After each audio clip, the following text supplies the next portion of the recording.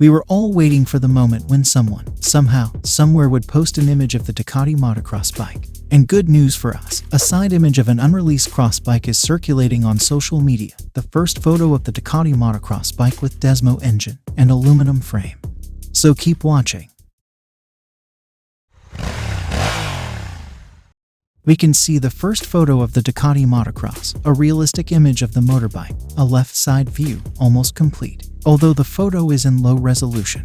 But with help of AI, many details can be seen and analyzed.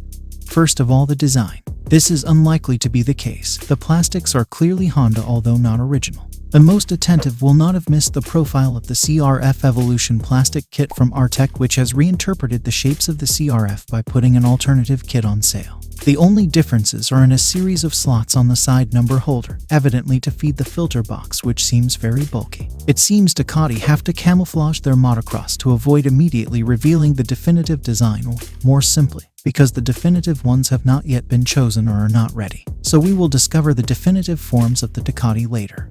Meanwhile, in terms of its chassis, the frame is an aluminum perimeter, also in this case very similar to that of the Tokyo manufacturer. But, comparing the images with the Honda skeleton, you notice differences in the inclination of the side beams, in the cradle, and in the positioning of some details such as the attachment of the mono, the lower beam, the connection with the subframe. The swing arm is all its own, boxed in aluminium. The suspensions don't look good, but rumors have spoken of Showa material both for the fork and for the mono, which works on a linkage. In addition, the image clearly shows us that an alloy tank is being used.